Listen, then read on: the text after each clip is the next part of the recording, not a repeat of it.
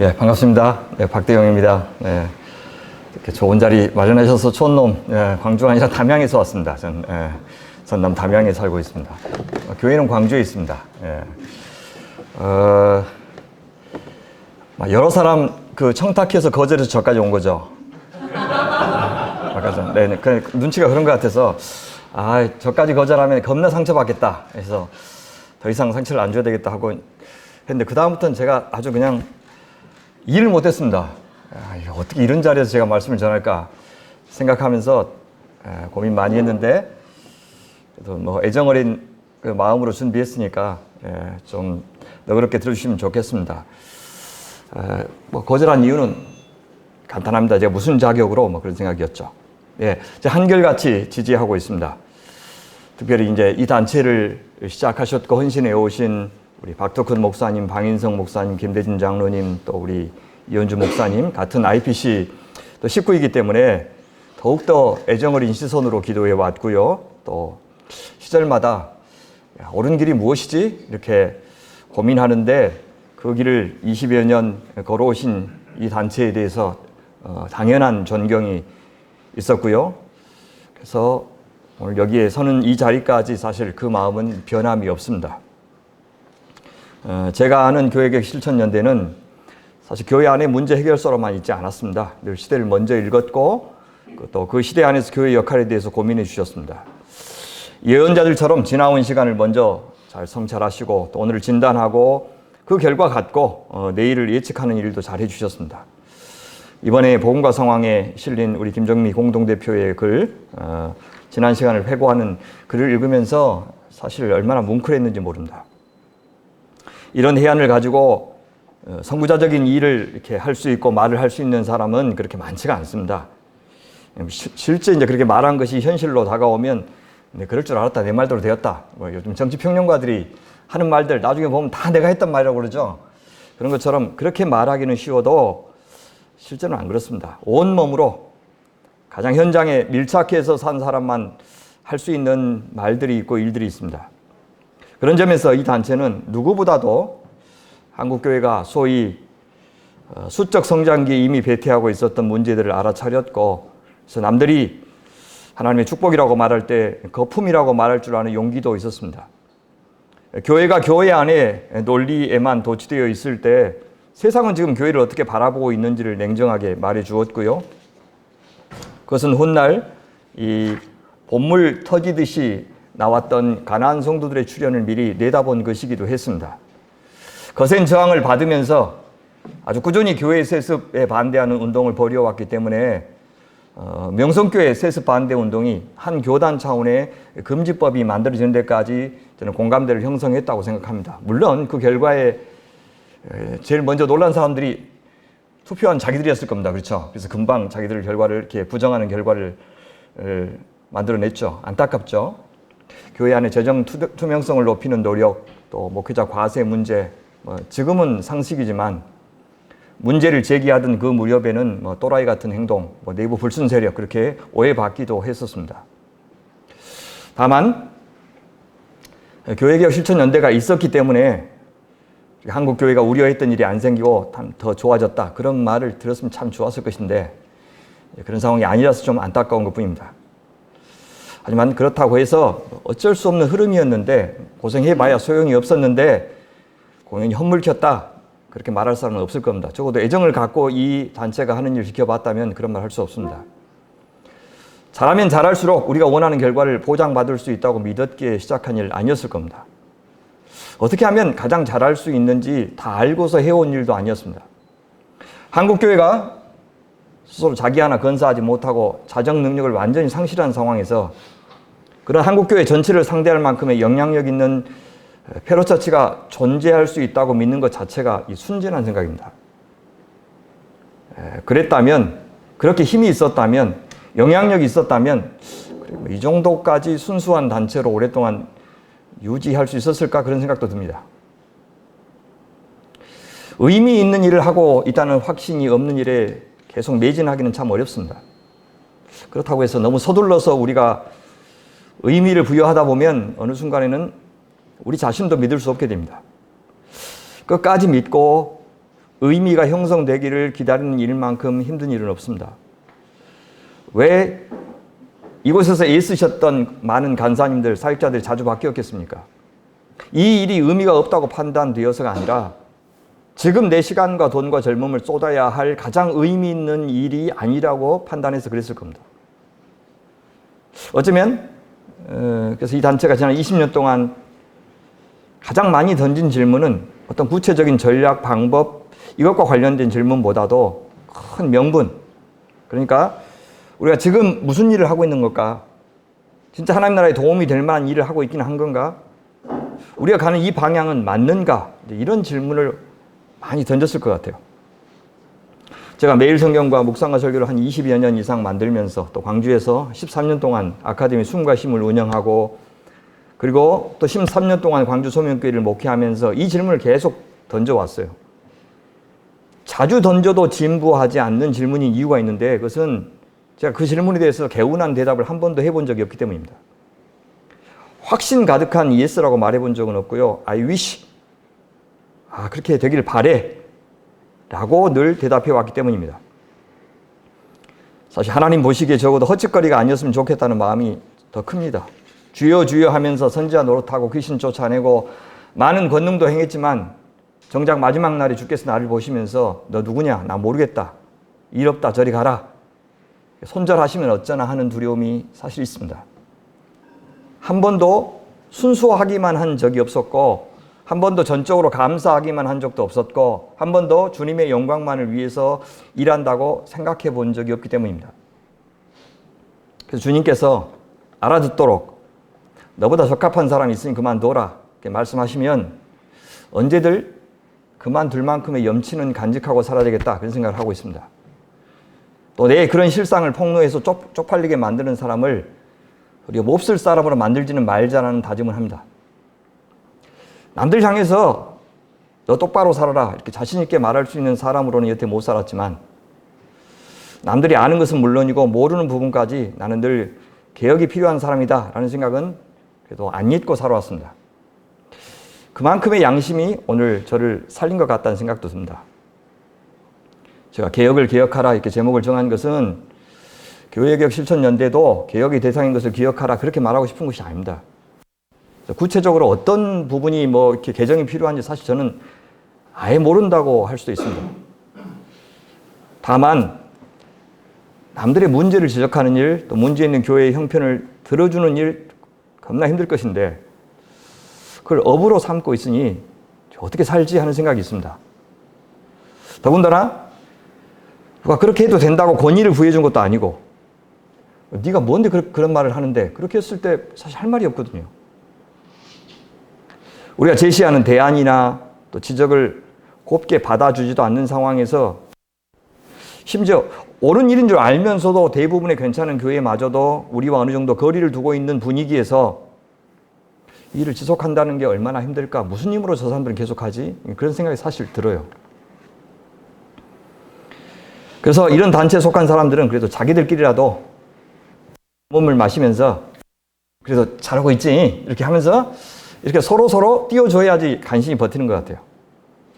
그래서 가끔 이현주 목사님 광주 내려오신 이유가 그거 아닌가 모르겠어요. 그래서,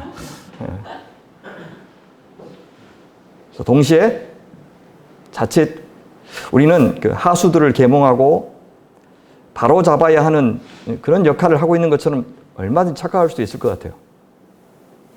그래서 더더욱 나도 부족한 게 많아. 정도의 차이가 있을 뿐 내가 지적하는 사람들의 문제와 고민을 나도 갖고 있는 사람이야. 이렇게 성찰하지 않는다면 제정신으로는 못 살 것 같다라는 생각에서 이 제목을 정해본 겁니다.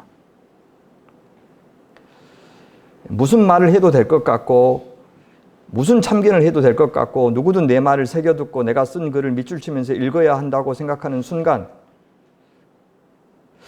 사람이 맛이 가는 것 같아요. 근데 아무도 그런 생각 안 하는데 열심히 그런 생각하는 사람들이 있더라고요. 살다 보면. 똑같은 사람이었는데 큰 교회 가니까 사람이 영 이상해졌어요. 한 6개월 되니까 가더만 참말로 겁나 힘들었어요. 그게. 우리가 개혁을 위해서 들이대는 잣대를 우리 자신을 향해서 먼저 적용하는 마음을 갖고 있을 때 그래서 우리 살 수 있을 것 같아요. 교갱협의 그 변질이라고 해야 될지 변화라고 해야 될지 어쨌든 그래서 우리라고 겪지 않으리라는 보장이 없습니다. 우리가 잘해서만이 아니라 우리에게 돈이 있고 권력이 있어서 권력이 없어서 그나마 이만큼이라도 유지되고 있는 것 같습니다. 2012년에요. 제가 광주 소명교회를 개척당했는데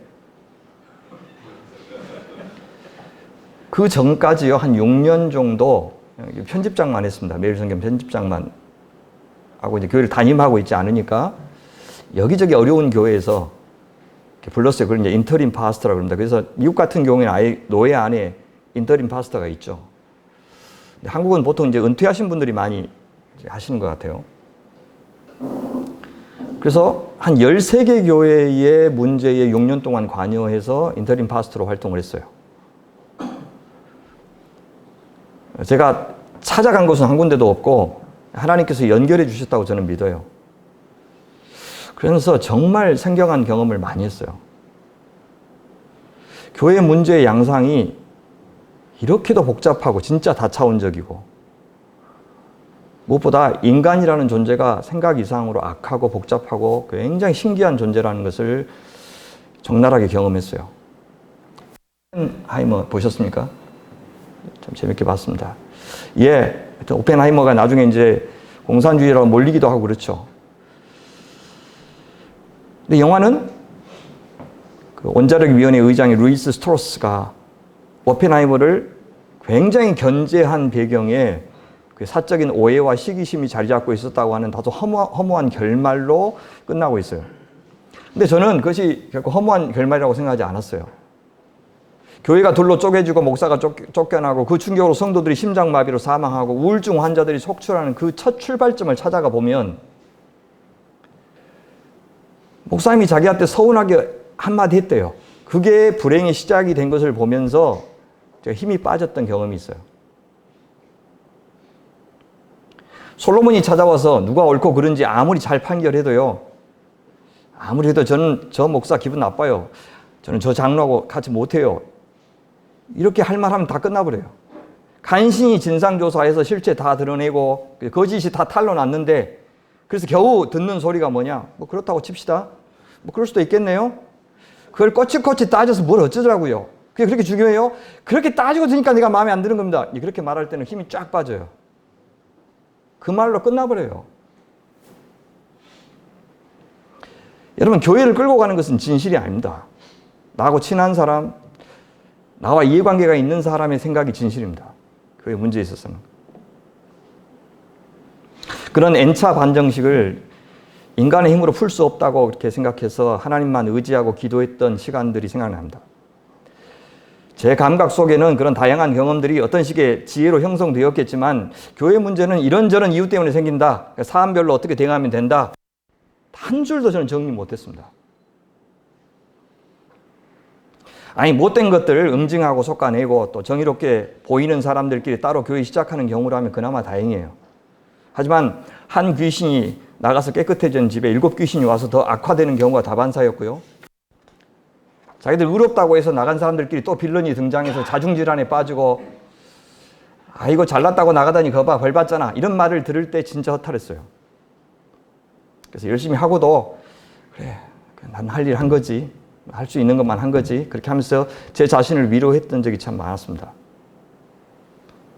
그런데 그 한 20년 가까이 교회 개혁연대는 이런 케이스를 수없이 경험했을 텐데 도대체 그 속이 그 말이 아닐 것 같아요.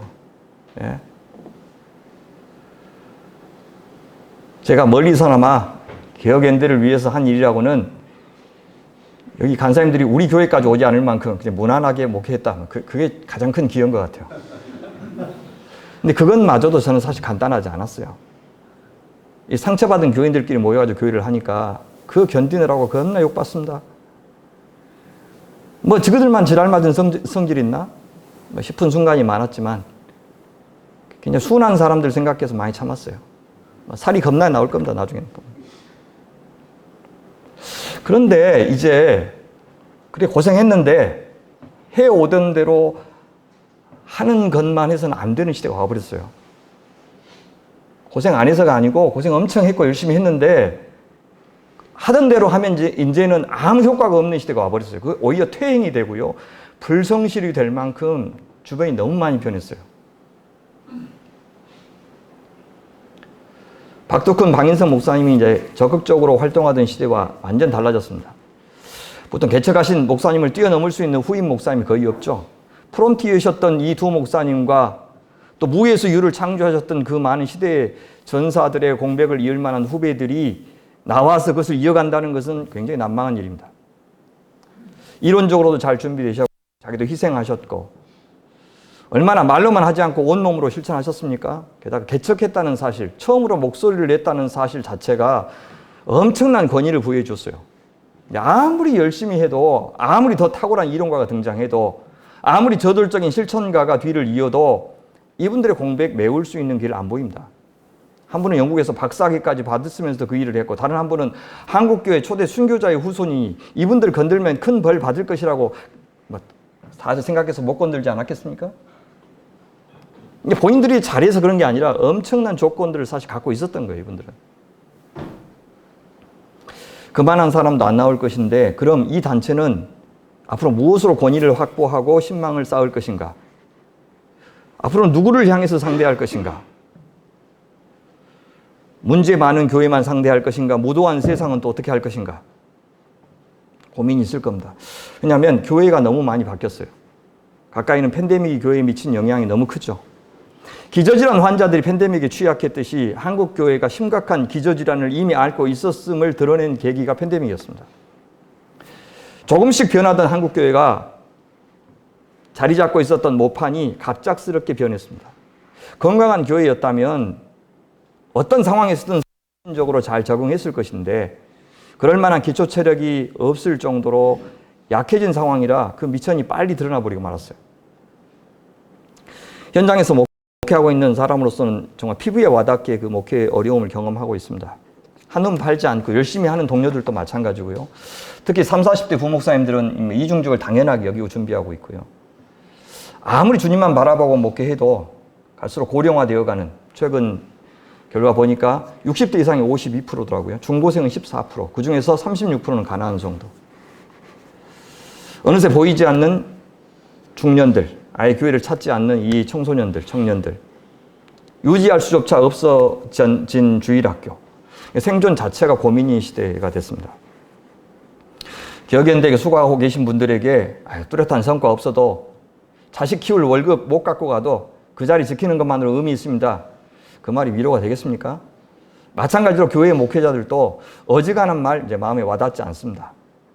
썩을 놈들 개혁하고 혼내주든 말든 내가 당장 죽겠다. 이제 그런 상황입니다.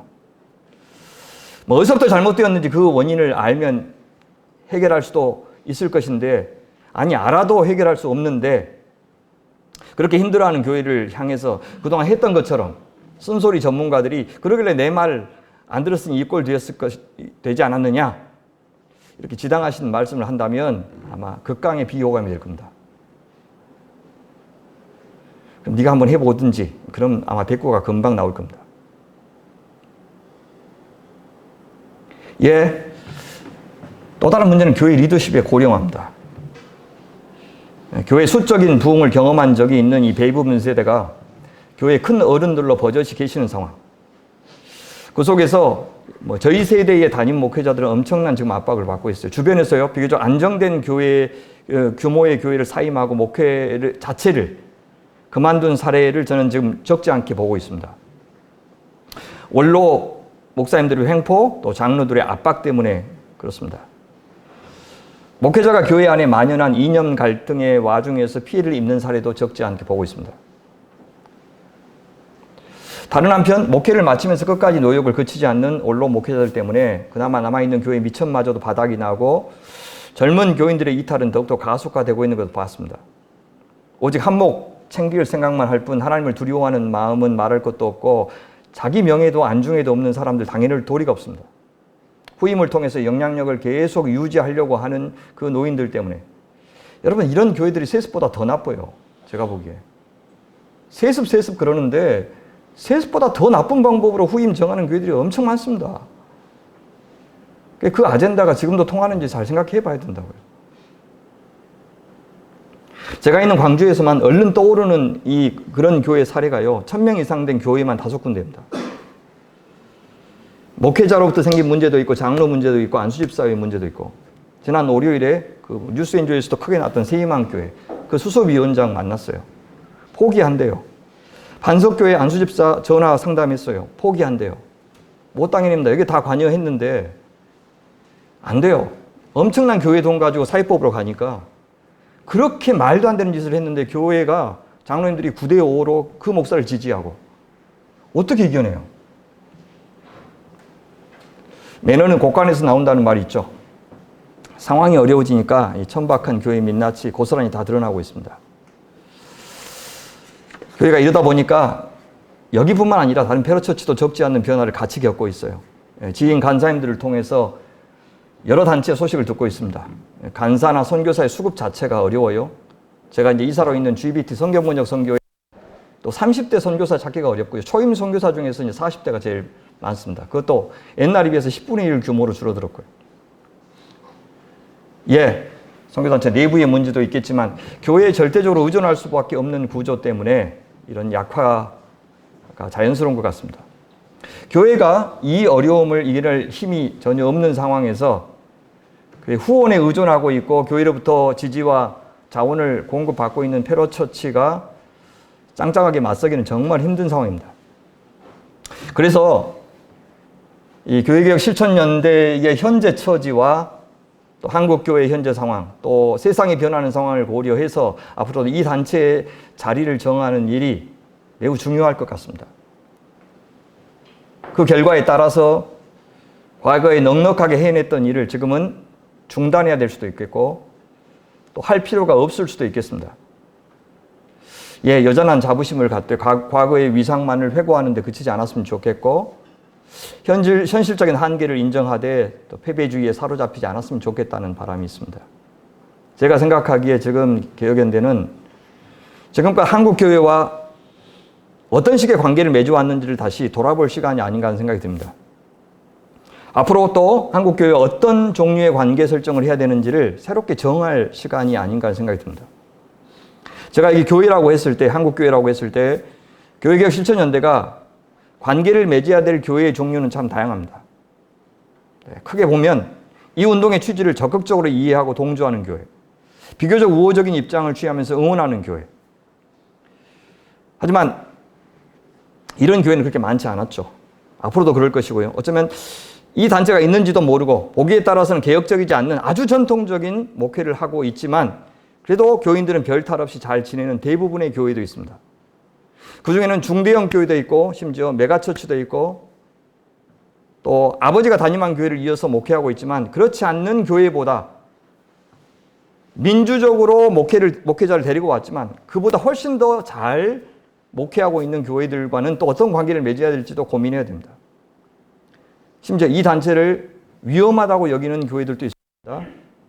마지막으로 개혁의 대상이 되는 교회들도 있을 것이고 굉장히 다양한 교회들이 있는데 각각의 교회들과 우리는 어떤 종류의 관계를 맺어야 되는지 고민해야 되는가 하는 생각이 듭니다. 솔직히 현장 목회자들에게 개혁연대의 존재감은 예전만 못한 것 같아요. 자기 앞가림하기가 바쁘고 신경 쓸 겨를이 없어서 그럴 수도 있습니다. 근데 단지 어려워서 못 도와주는 정도의 문제가 아니라 개혁연대의 필요성에 대해서 이 단체의 사역이 적절한지에 대해서 공감하는 정도가 예전과는 달라진 것 같아요. 그러니까 과연 이 단체의 교회 개혁 과제를 맡겼을 때 잘 해낼 수 있는 능력은 그 안에 있나? 그 질문을 던지고 있는 거죠. 개혁연대가 이런 수고를 통해서 또 운동을 통해서 지금 본인들이 그리고 있는 건강한 교회상에 흔쾌히 동의가 되지 않아서 그럴 수도 있습니다.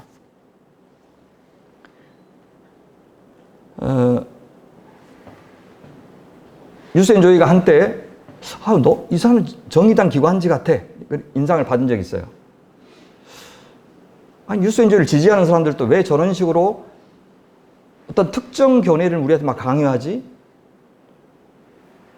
동성애를 찬성하지는 그렇지 않든지 간에 페미니즘에 대해서 본인 찬성하든 그렇지 않든지 간에 전문성도 없고 깊이도 없고 그렇다고 적극적으로 그들의 편에 서서 희생하는 것 같지도 않고 어쩌자는 거지? 그런 애매한 스탠스를 가지고 한국교회를 상대하는데 간을 보는 거야? 아니면 뭐 하는 거야?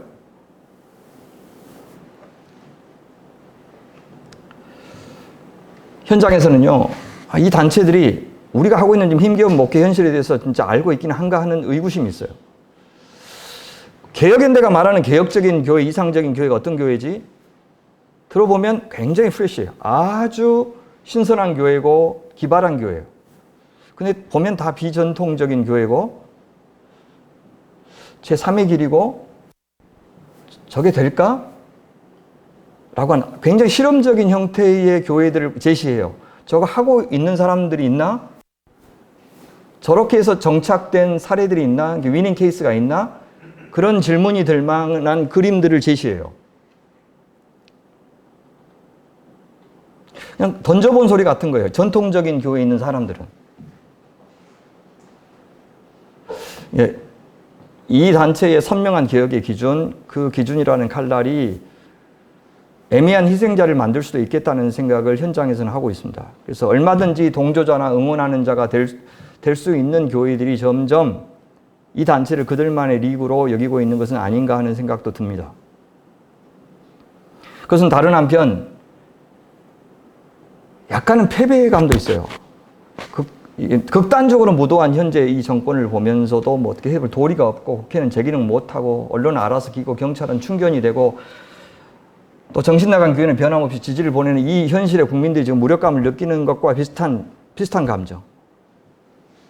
명성교회 같은 것이 겉보기에는 아무런 타격을 입지 않은 것 같고 건재한 것 같이 보이고 사랑의 교회도 불법적으로 건축했는데도 여전하고 두 아들 목사가 숱한 젊은이들 참담하게 성폭행했는데도 이를 도와준 박성철 교수만 노예로부터 호되게 당하고 있는 이 상황에 대해서 지금 단체들이 뭐 하고 있지?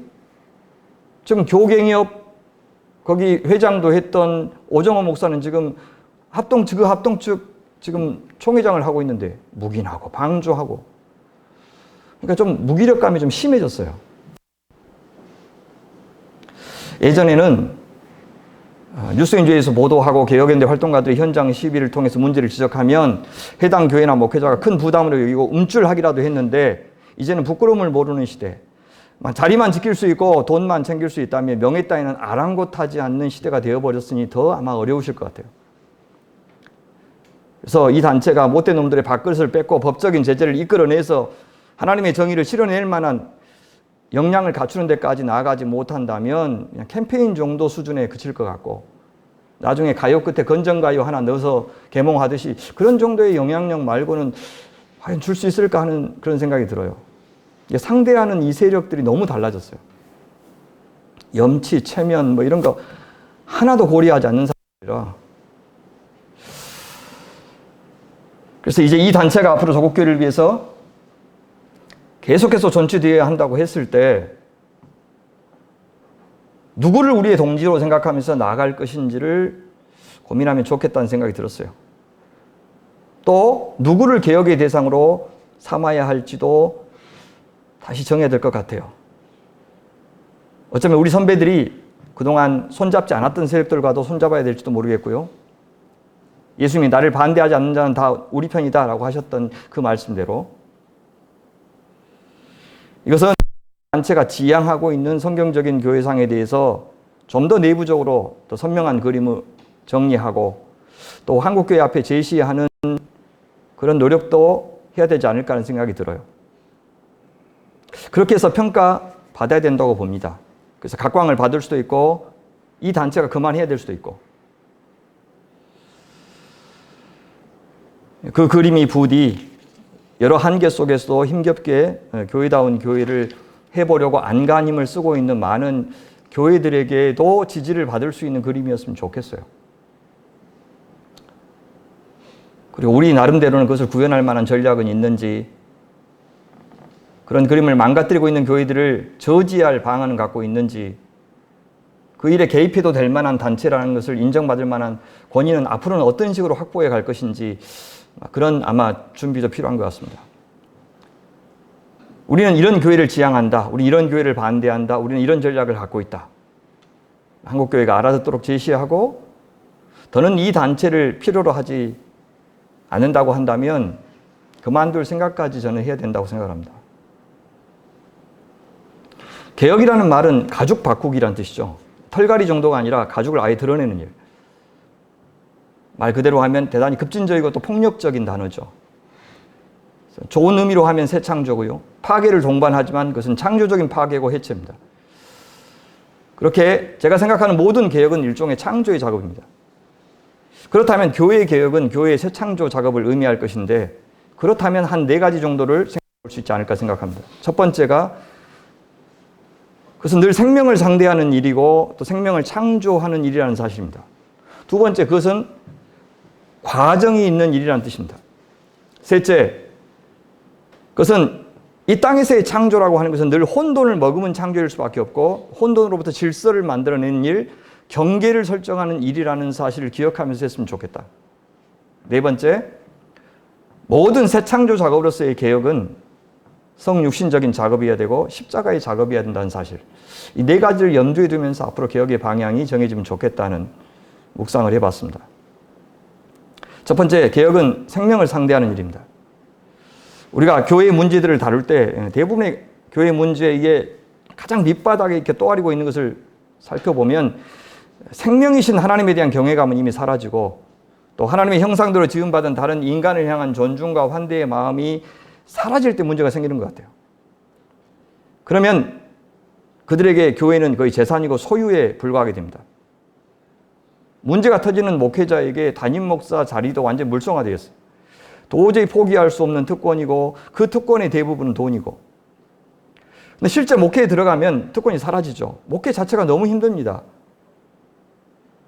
근데 그런 특권을 거부하고 목회도 버리고 싶을 만큼 목회가 진짜 사람이 할 수 있는 짓은 아닌 것 같아요. 그걸 모르고 들어가는 거죠. 교회 싸움의 본질은 거의 재산 싸움입니다. 거의 다 보면. 교회의 재산을 지키는 것이 하나님께 영광을 돌리는 일이라고 믿고 최선을 다해서 미워하고 최선을 다해서 저주합니다. 저는 많은 교회들과 목회자들을 보면서 복음이 없어도 얼마든지 교회라고 불리는 단체는 만들 수 있고 목사라는 역할 놀이를 할 수 있고 장로나 성도처럼 보이게 살 수 있구나라는 것을 확실히 알았습니다. 그래서 좋은 성도들이 되게 하는 일만큼이나 거짓 교회, 거짓 목사, 거짓 성도들을 분별하는 일은 불가피한 것 같아요. 섣불리 판단할 수 없을 만큼 그 경계가 모호하긴 하지만 아예 복음을 모르고 하나님도 모르고 사람도 모르는 사람들이 교회를 하고 교회를 망치는 것 너무 많이 봤어요. 그래서 제가 이제 인터림 파스터로 부름을 받았을 때 바로 문제를 건드리기보다는 그래서 옳고 그름을 판단해 주기보다는 복음 앞에 하나님 앞에 십자가 앞에 모두가 서도록 도와주었습니다. 짧게는 석 달, 길게는 11달 같이 보냈어요. 사실 짧은 기간이지만 그래도 교회가 비로소 해결의 기미가 보이기 시작할 때는 언제냐? 여지없이 성도들이 이 복음 앞에서 무릎을 꿇을 때입니다. 드디어 하나님을 하나님으로 보기 시작하고 사람이 사람으로 보일 때 그렇게 심령이 가난한 자가 되고 애통한 자가 되고 긍휼히 여기는 자가 될 때 비로소 평화를 만드는 자도 되어가는 것을 봤습니다. 생명을 생명으로 대하기 시작할 때 개혁이 시작되는 것도 봤습니다.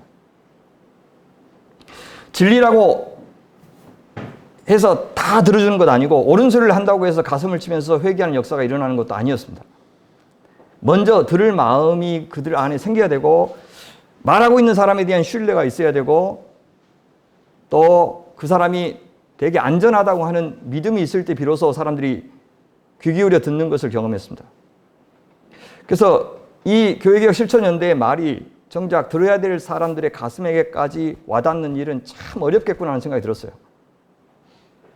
그런데 개혁이 생명을 창조하는 일이라고 한다면 특히 교회 개혁이 그리스도의 몸인 교회를 생명되게 하는 일이라고 한다면 아무리 어렵더라도 이 단체는 먼저 복음 하나님의 말씀에 대한 분명한 확신을 갖고 있어야 될 것이고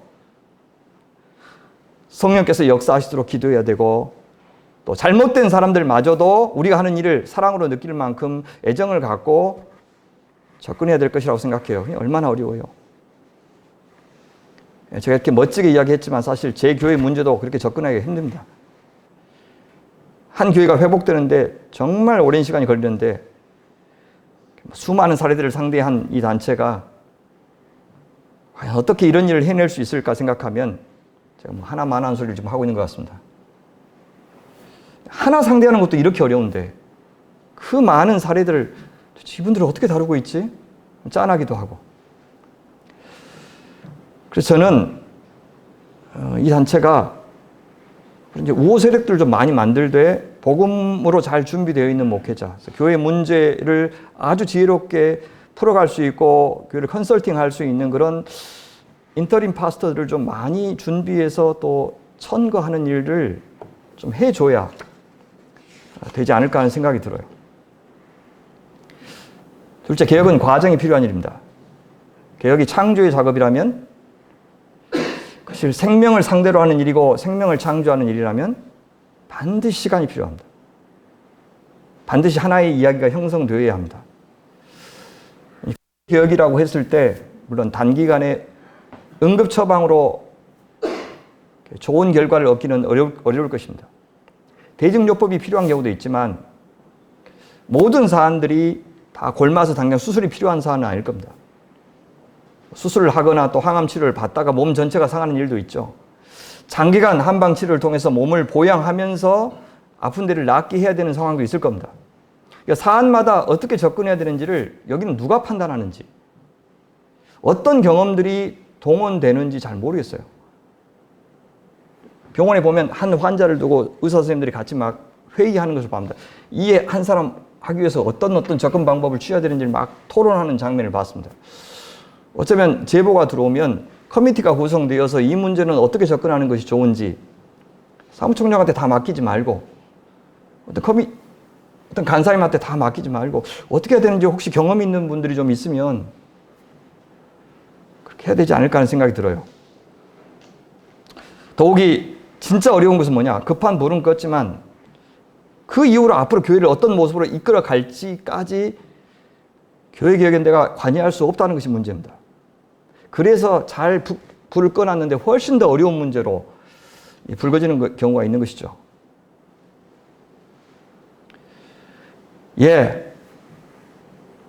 오랫동안 목회자 중심으로 교회를 운영해왔고 또 목회자에게 순종하는 것이 믿음이라고 생각해온 분들은 그 다음에는 어떻게 해야 될지 몰라요. 장로님들이 그동안 경험으로 교회론을 쌓아왔어. 의외로 세상 일에 대해서는 참 잘하신 분들도 교회 문제에 대해서는 도대체 어떻게 처리해야 되는지 의외로 모르는 걸 보면서 깜짝 놀랐어요. 굉장히 친절하게 자세한 도움까지 드려야 이 그림을 그리는 것을 보면서 이렇게 무조건 순종하는 것이 이렇게 믿음이라고 너무 많이 길들여져 있구나 하는 생각이 들었습니다. 그래서 이 단체가 교회를 도울 때 긴 호흡의 과정이 필요한데 특히 그들에게 좋은 교회론을 심어줄 수 있는 저는 인력 풀을 갖추면 좋겠다고 생각합니다.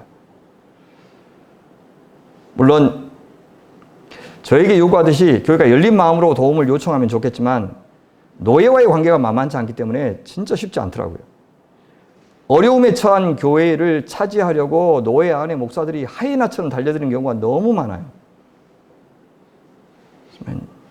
이 단체도 긴 과정 속에서 아마 어느 한 단계만 관여하는 데 그칠 수밖에 없는 한계가 있을 거지만 그래도 적어도 큰 그림을 보여주면서 이 컨설팅 해줄 수 있는 그런 노력, 받든지 안 받든지 그런 정도의 역량 좀 있으면 좋겠다. 그래서 늘 연구하시되 좀 케이스 스타디를 좀 많이 하셨으면 좋겠어요. 그래서 이런저런 상황들에 대해서 이런 경우는 우리가 어떻게 해야 될지 서로 연구하고 도움받고 그래서 그 지혜와 역량이 좀 쌓이면 좋겠다. 계속 간다 그러면 생각이 들고요.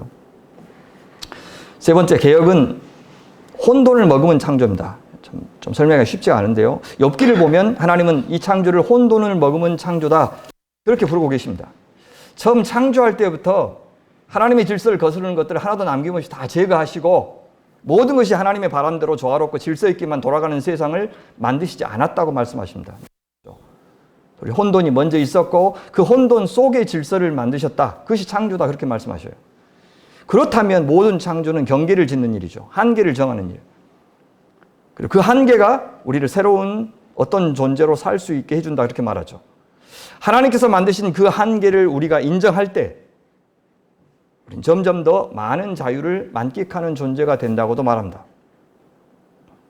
지금껏 세상도 끊임없이 선 긋기를 통해서 자기 권력을 차지하고 유지하고 정당히 해왔죠. 하나님 노릇 해왔습니다. 교회 개혁이 필요한 교회들의 특징이 바로 하나님이 정하신 선을 넘어서 하나님 노릇해서 무례하게 선을 함부로 그은 데 있었죠. 하나님께서 선을 그으시는 목적과 이렇게 세상 권력자들이 경계를 만드는 목적은 달랐습니다. 하나님은 우리를 가장 자유로운 존재, 사랑할 줄 아는, 또 받을 줄 아는 존재로 창조하시기 위해서 한계를 정하셨다면 세상의 권력자들은 다른 사람의 자유를 빼앗고 구속하고, 그래서 통치자 자신의 권력을 영속화하고 강화시키기 위해서 선을 긋고 담을 쌓고 경계를 정해왔어요. 그렇습니다. 모든 존재하는 것들이 자기 마음대로 창조주 노릇을 못하도록 한계를 정하는 것이 창조의 핵심이었습니다. 그래서 우리에게 한계가 있는 것은 우리가 더 큰 자유를 누릴 수 있게 하시려고 하는 하나님의 뜻이죠. 중앙선을 넘지 못하게 하고 역주행 못하게 이렇게 한계를 정해주는 것이 더 안전한, 더 자유로운 주행을 가능하게 하는 것처럼 그렇습니다. 한계가 우리를 자유롭게 한다. 그것이 진리를 알지니 진리가 너희를 자유롭게 한다라고 하는 말의 뜻인 것 같아요. 그래서 우리는 누구든 하나님이 부여하신 혹은 허락하신 자기만의 한계를 갖고 있습니다. 그리고 그 한계 때문에가 아니라 그 한계 덕분에 나만 느낄 수 있고 나만 볼 수 있고 나만 깨달을 수 있는 것들이 세상에 있죠. 그 한계, 고난, 그 어려움, 그 고통이 아니면 절대 못 배우는 것이 있고 절대 쌓일 수 없는 경험이 있고 느낄 수 없는 감정이 있습니다. 그런 점에서 우리를 인간답게 하는 것은 우리의 한계입니다. 교회를 교회답게 하는 것은 역설적으로 교회의 한계입니다. 그래서 이 교회개혁 실천연대가 갖고 있는 지금의 한계를 잘 인정하고 인식하는 것이 너무 중요하고요. 그래서 사역의 한계를 정하는 일. 하고 싶어도 하지 않는 것, 할 수 없는 것은 하지 않는 것. 그것이 뭔지를 결정할 때라는 생각이 들어요. 동시에 아무리 잘한 일 가운데서 반드시 나는 또 다른 혼돈 하나를 만들고 있다는 인식, 인정이 필요하다고 생각해요. 그림자 없는 기쁨은 없고 더할 나위 없는 기쁨은 적어도 이 세상에는 없다는 것을 인정해야 된다. 아무리 순수한 마음으로 개혁을 했다 하더라도 나는 그늘 하나를 만들었다 라는 전제를 가지고 개혁을 하라는 거예요. 개혁하는 일도 선을 긋는 일이죠. 한계 정해주는 일, 창조하는 일. 그래서 두려운 마음으로 해야 되죠. 내가 제시한 기준이 선명할수록, 그 날이 예리할수록, 더 일반화할수록 더 많은 예외들이 나오고 더 애매한 피해자가 나올 수밖에 없다는 이 아이러니를 기억하면 좋겠습니다. 그래서 더 따스한 기준은 없을까? 그러면서 더 담대한 기준은 없을까? 늘 고민하는 단체. 저는 개혁연대가 겪고 있는 이 한계 상황이 이 단체에게 더 큰 자유를 줄 수 있다고 생각합니다. 새로운 단체로 창조되는 조건. 우리 사무국장이 그만둔다고 하시는데 이 사임 역시 좋은 일입니다. 한계 혼돈을 주는 사건이지만 그렇죠. 그것 때문에 좀 어려움을 겪을 수도 있겠지만 저 사람 있으면 도저히 안 바뀌는데 저 사람 나가니까 이제 바뀔 수도 있겠구나. 그런 생각을 할 수도 있겠어요. 그래서 시원하다는 말은 아니고 배우 윤여정 씨 보면 저는 참 놀라워요. 연기 참 잘해요. 참 예쁜 척하지 않아서 너무 좋아합니다. 그녀에게 어떻게 이렇게 다양한 연기를 닥치는 대로 잘할 수 있습니까? 물었어요. 무엇이 당신을 그렇게 용기 있게 만들었습니까? 물었더니 윤여정 씨가 돈이라고 대답했어요. 조영남 씨하고 이혼하고 이제 두 아들 키워야 되는데 막막했대요. 이혼요? 그러니까 연기한다는 거 쉽지 않는 시대였기 때문에 단역이라도 맡겨주면 감지덕지 하면서 다 수락했고 다른 일거리 또 얻으려고 최선을 다했답니다. 그 덕분에 다양한 역할 수행할 만큼 연기력도 좋아졌고요. 그래서 오스카상 여우주연상까지 수상하게 됐어요. 경제적인 빈곤, 이혼녀, 두 아들 양육, 이런 윤여정 씨의 명백한 한계가 그녀로 하여금 새로운 인생을 창조한 겁니다. 어떤 부목사님이 저한테 와서 이제 상담을 하는데, 목사님, 저는 아무래도 사건 목자인 것 같습니다. 지금 사역하고 있는 교회에서 당하는 수모를 생각하면 얼른 나가야 되는데 생계를 위해서 어쩔 수 없이 참고 일하고 있자니 속이 문드러지고 가족들이 너무 괴로움을 받습니다. 울면서 이야기를 해요. 제가 그랬습니다. 우리가 사역자로서 그나마 훈련이 되는 것은 우리가 다 어느 정도는 사건 목자이기 때문에 그렇습니다. 생계 걱정할 것 없었으면 가는 사역지마다 한 달도 못 채우고 그만두었을 겁니다. 진짜 속상하고 억울하고 자존심이 상할 때가 있지만 그래도 꼭 참고 버티는 것은 믿음 좋아서가 아니고 소명이 뚜렷해서가 아니고 인격이 훌륭해서 아니고 아빠를 기다리는 처자식 때문입니다. 처자식들 입에 먹을 건 넣어줘야 되니까 참는 겁니다. 아이들이 자라는 것이 무서워서 견딥니다. 저 품삯이 우리를 사역자로 만들어주고 있는 겁니다. 그건 성령보다 더 강합니다. 먹을 것 가득 쟁여놓은 사람이 뭐 하려고 참겠습니까? 물려받은 거 있으면 치욕 견뎌낼 힘을 어디서 배우겠습니까? 서럽게 참아가면서 돈 벌어서 헌금하는 성도님들 심정을 우리가 어떻게 알겠습니까? 우리 한계가 우리를 사역자로 만든다, 이제 그 말을 하고 싶었어요. 교육의 실천연대는 이제 자신이 맞닥뜨린 새로운 한계 상황 때문에 정말 집중해야 될 일이 무엇인지를 더 잘 보는 지금의 시간이 되었으면 좋겠습니다. 제가 보기에 이 시대는 지금 자아과잉 시대입니다. 개인이든 교회이든 뭐 나라든 대통령이든 마찬가지인 것 같아요. 경계를 잃었어요. 판단력이 해체되었다는 뜻입니다. 그러니 따지지 말고 각자에게 다 맡기라고 그러죠. 과잉 공급의 문제는 더 많은 선택지를 주는 것이 아니라 어떤 선택이 좋고 나쁜지 모르게 하는 데 있습니다. 두 가지 중에 하나 고르라면 기준이 명확하죠. 근데 수십 가지 중에서 라면 고르라 그러면 환장해요. 그죠?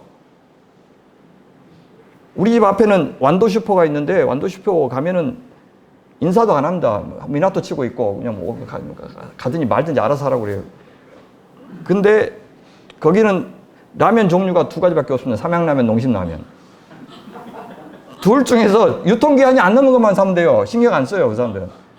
근데 이마트 가면 얼마나 종류가 많아요.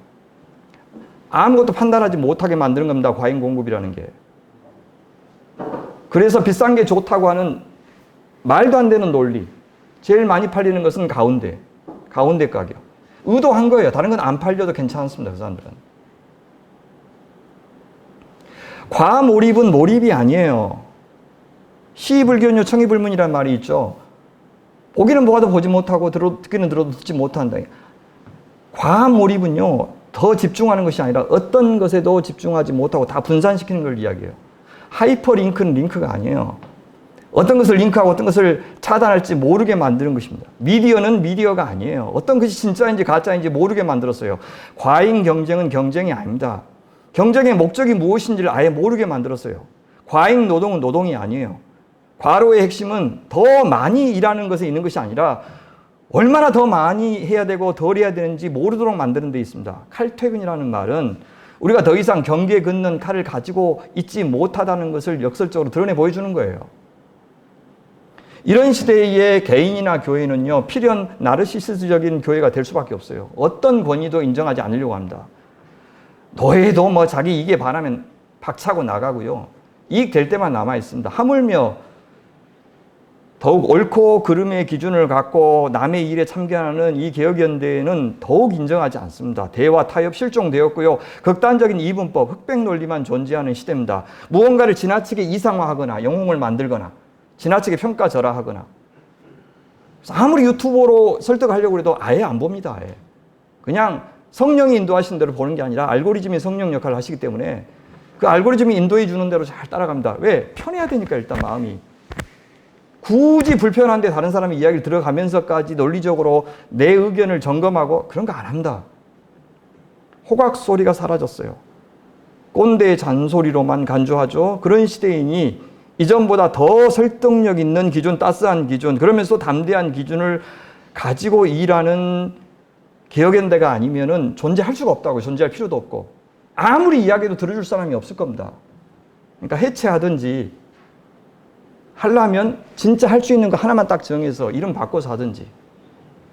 교회 개혁하면 다 해야 되잖아요. 과거에는 민주적이라는 말이 필요했을지 몰라도 지금은 저는요, 이런 시대니까 다 나르시스트적인 이런 상황에서 민주적이라 그러면요, 그걸 강화시켜요. 자아 과잉을 강화시킨다고요. 오히려 전례적, 예전적이라는 말이 훨씬 더 필요한 시대예요. 제가 개척을 할 때만 해도 신앙 안에서의 자유를 얼마나 강조했는지 몰라요. 교회보다 일상을 되게 강조했다고요. 지금은 아니에요. 주일성수 11조 봉사 다시 강조해야 돼요. 하는 사람이 없으니까. 모이지를 않으니까. 머리가 아니라 이제 몸으로 하는 신앙생활을 강조하지 않으면은 존립 자체를 할 수가 없어요. 왜? 어른들은 이미 하나님을 사랑해서 교회에 오는 게 아니에요. 그냥 자기 몸이 이끄니까 오는 거예요. 아, 근데 젊은 것들 새벽 기도 한번 해보려고 그러세요. 몇 개를 알람 눌러놓고 일어나 말아, 옷 입어 말아, 씻어 말아, 씻어 말아. 행동할 때마다 결심을 해야 돼요. 근데 무슨 신앙생활을 해요? 아예 문화 자체가 몸에 없습니다. 근데 자유를 강조해 보세요. 어쩌라고요? 아예 새겨진 예전이 없다니까요, 몸에. 어른들은 그런 거 강조 안 해도요, 그거 안 하면 못 살아요. 새벽 기도 없애자 그러면 난리 난다고요. 나오지도 않으면서. 다원주의나 다양성이 위기를 맞이한 것이 아니라 지켜야 할 것에 대한 강조가 새삼스럽게 중요한 때가 되었어요. 보편 가치보다 절대 가치가.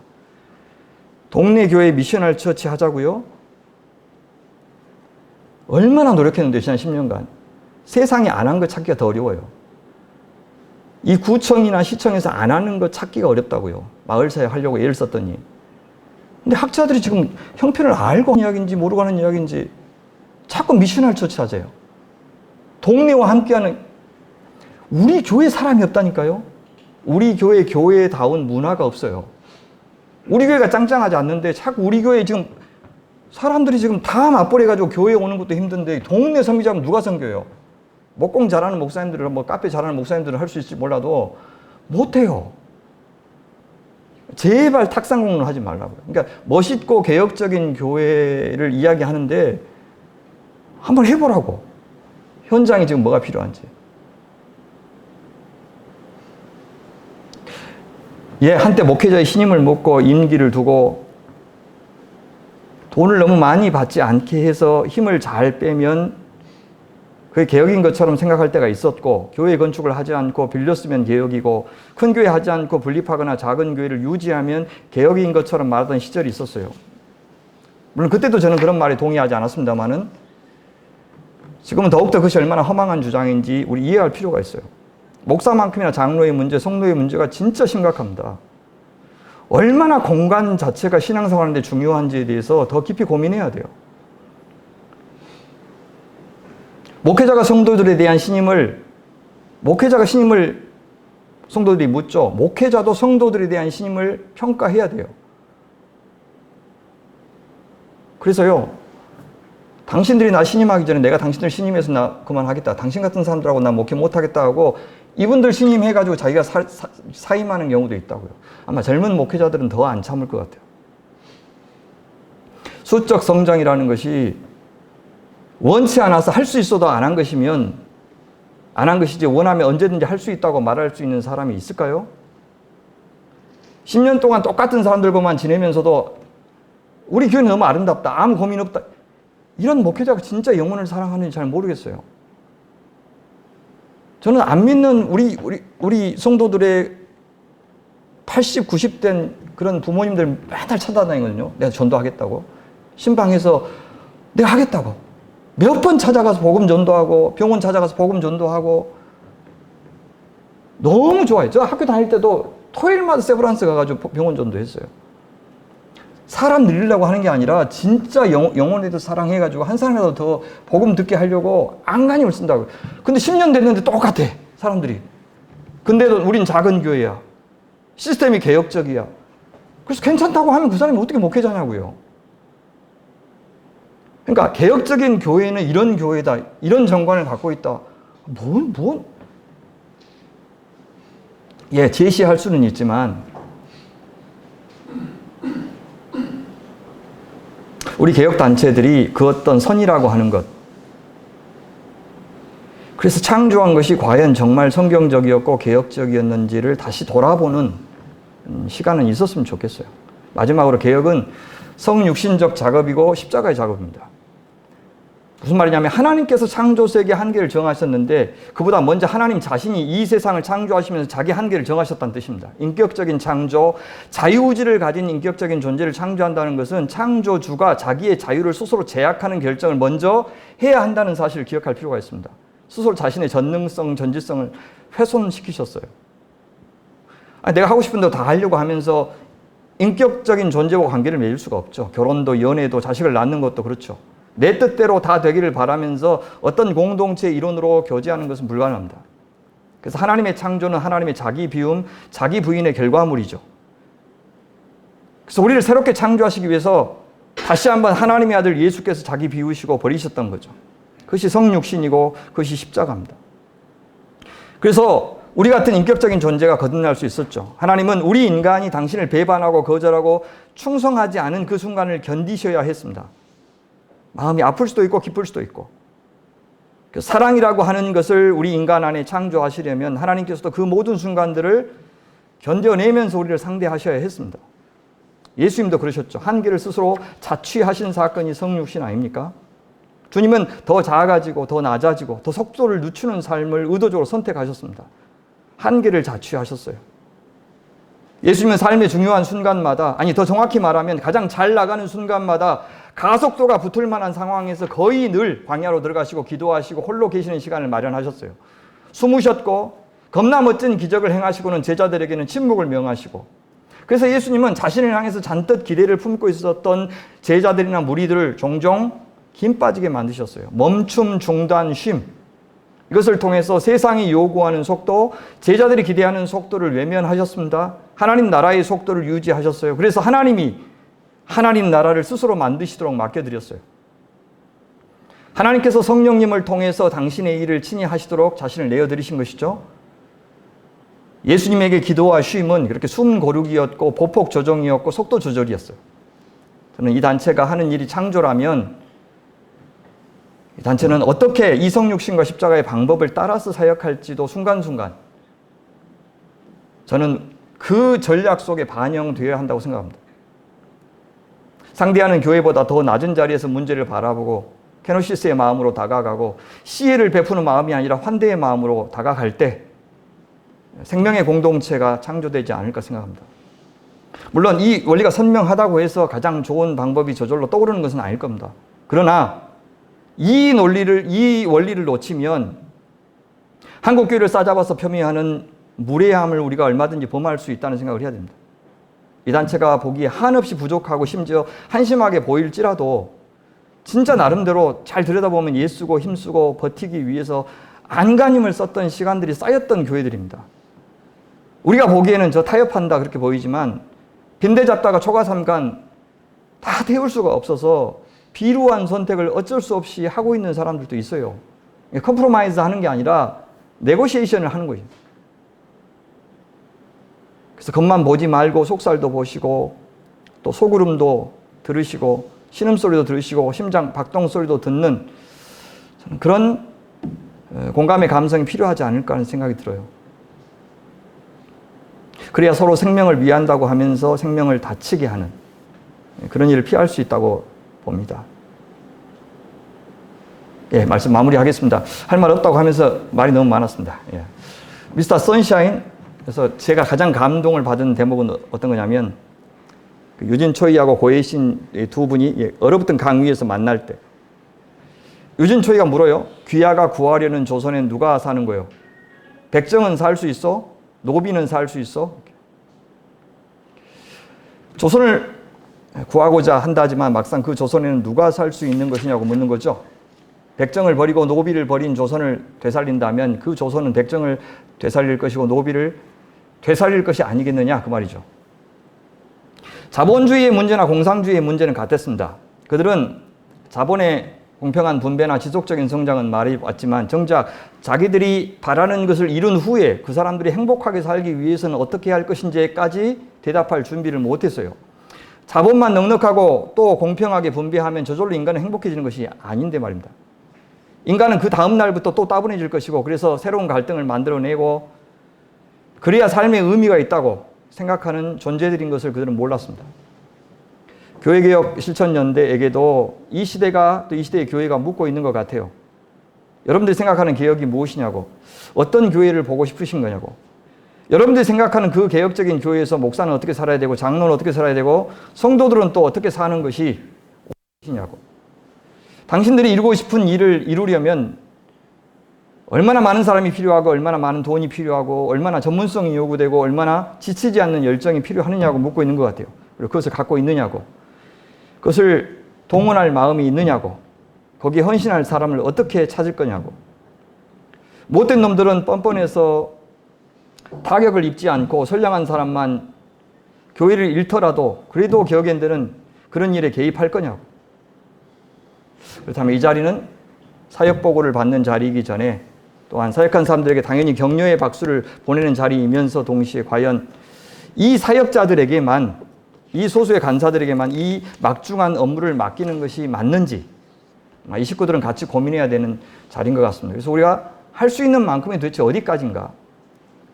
우리가 해야 될 일은 어디까지인가? 그것마저 감당하기 위해서 우리는 뭘 갖고 있는지, 우리 자신이 갖고 있는 자원에 대해서 질문하는 그런 자리가 아닌가 생각합니다. 부디 정직하게 묻고 대답해서 이 단체의 개혁이 주님이 기뻐하시는 창조가 되기를 바랍니다. 그래서 생명을 생명답게 하는 아름다운 일에 계속해서 귀하게 쓰임받기를 간절히 바랍니다.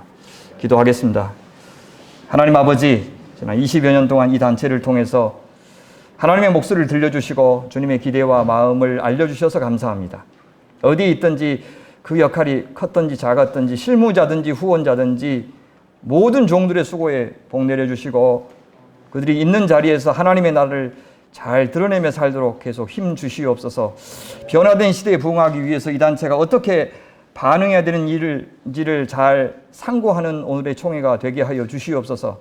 주께서 여전한 사랑과 능력과 지혜로 일하시는 그 교회 창조의 역사에 오늘 또 내일 또 겸허하고 즐거운 마음으로 참여하는 교회개혁 실천연대가 되도록 하나님 도와주시옵소서. 감사하며 우리 구주 예수님의 이름으로 기도하옵나이다. 아멘. 맞습니다.